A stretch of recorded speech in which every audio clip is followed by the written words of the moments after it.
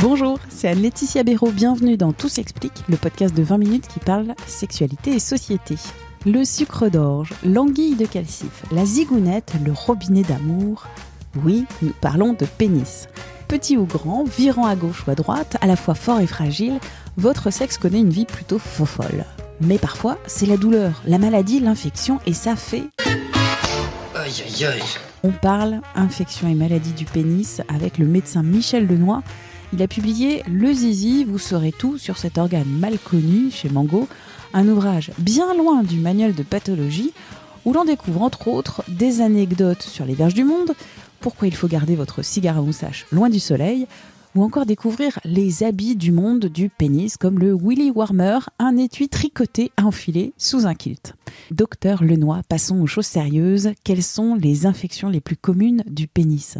Les urétrites, il y a des urétrites à gonocoque, chaude pisse donc, des urétrites à chlamydier et des urétrites à mycoplasme.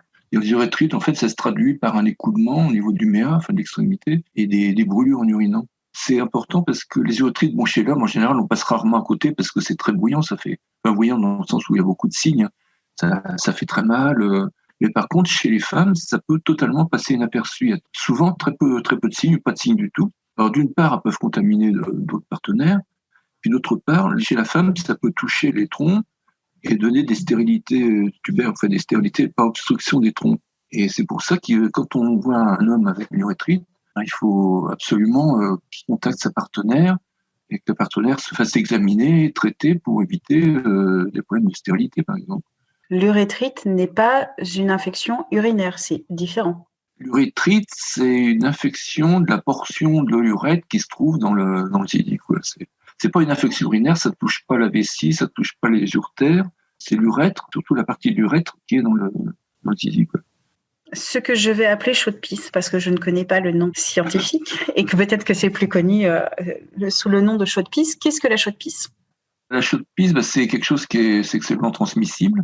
Donc, c'est dû à des germes, soit des gonocoques, soit des chlamydiés ou des mycoplasmes. Enfin, c'est plus rare, les mycoplasmes. Entre une infection de l'urètre, le canal qui sert à évacuer l'urine et le sperme, ça provoque une infection, une réaction inflammatoire, avec des douleurs permanentes, qui sont très vives au moment de la miction, quand l'homme fait pipi. Il y a un écoulement au niveau de l'extrémité du sexe. Généralement, c'est un aspect un petit peu laiteux. Enfin, ce que j'ai vu, c'était plutôt laiteux, crémeux même. Il n'y a pas d'odeur particulière. Et c'est transmissible de l'homme à la femme ou de la femme vers l'homme. C'est transmissible aussi par les rapports à nous. On peut avoir des infections chlamydiées ou gonocoques au niveau rectal.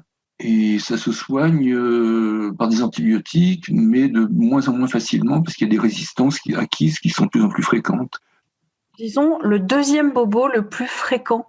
Il y a l'herpès génital, qui peut être très invalidant, c'est-à-dire il y a la primo-contamination, c'est-à-dire un rapport avec une personne qui est porteuse d'herpès elle-même. Donc l'homme se contamine. Il va y avoir des petites vésicules en général c'est sur le gland. Ça fait mal, c'est rouge, ça finit par guérir. Il y a des traitements plus ou moins efficaces. Enfin, en 15 jours, en général, c'est guéri. Mais le problème, c'est qu'il y a des poussées qui se font par la suite. Et il y a des gens qui sont handicapés. Par exemple, il y a des hommes qui font des poussées tous les 15 jours ou tous les mois. Et ça peut être très, très douloureux. Et ça devient un vrai handicap. À propos de l'herpès labial sur les lèvres est différent de l'herpès sur la vulve ou sur le gland. Oui, alors il y a deux types d'herpès virus simplex. Il y en a un pour les lèvres et un pour les organes génitaux. Mais en pratique, on peut retrouver l'herpès pour les lèvres au niveau génital et l'autre au niveau des lèvres, puisque ça se transmet par les rapports orogénitaux. Ça peut se transmettre. Il n'y a pas de spécificité d'un herpès pour une zone du corps. Sur le podium des bobos les plus fréquents pour les zizi, la 3e place, la médaille de bronze, ce serait pour quel bobo ? Une mycose du gland. Bon, on peut pas passer à côté, il suffit de décaloter et puis on voit une espèce d'enduit blanchâtre sur le gland. Ça chauffe, ça fait mal, on gratte un petit peu en dessous, c'est tout rouge. Bon, c'est une mycose, ça se soigne très bien. Il faut soigner aussi la partenaire. Il peut très bien ne pas s'en rendre compte, c'est-à-dire à pas avoir de petite mycose vaginale sans perte, sans douleur. Donc, il faut aussi examiner absolument la partenaire et puis la traiter. Ça se soigne très facilement. Chez la femme, c'est des ovules en général. Et chez l'homme, c'est une sorte de crème ou de lait base d'antifongique. Et bon, ça se soigne très bien. Quel serait le conseil aux auditeurs et aux auditrices qui écouteraient ce podcast et qui sentent que ça va pas très bien au niveau de leur zizi? Il faut voir son médecin traitant, c'est pas... Le plus vite possible. Est-ce qu'on peut attendre? Est-ce que ça va s'arrêter? On se dit au bout d'une semaine, bon, ça a gratté et puis ça gratte plus et puis ça peut réexploser derrière ou on peut contaminer même s'il n'y a pas de signes visibles. Non, il y a une autre raison pour laquelle il faut consulter le médecin traitant, c'est qu'il peut y avoir une co-infection, c'est-à-dire quand on attrape une urétrite, ça veut dire qu'on a eu un rapport non protégé avec quelqu'un. Et on peut très bien s'être contaminé avec du HIV en même temps. C'est deux choses différentes, mais qui s'attrapent de la même façon, c'est-à-dire avec des rapports sexuels non protégés. Donc, il faut absolument, même si la personne dit non, il n'y a pas de risque, c'est un partenaire habituel, il faut absolument faire une sérologie HIV pour pas passer à côté d'une contamination. La journée mondiale de lutte contre le HIV était le 1er décembre et à cette occasion, plusieurs études sont sorties, et notamment sur la contamination des plus jeunes, qui ont moins de 35 ans, et aussi des plus âgés, des plus de 50 ans, parce que les plus jeunes et les plus âgés ne se protègent pas en utilisant le préservatif. Donc, ce sera aussi l'occasion de parler de l'utilité du préservatif dans ce podcast.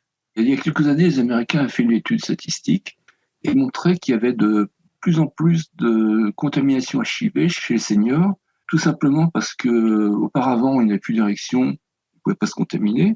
Mais avec le Viagra, ils retrouvaient des érections facilitées et puis ils avaient tendance à faire des nouvelles conquêtes sans protection. Et donc, en fait, en quelque sorte, le Viagra a contribué à augmenter la fréquence des contaminations HIV chez les gens âgés.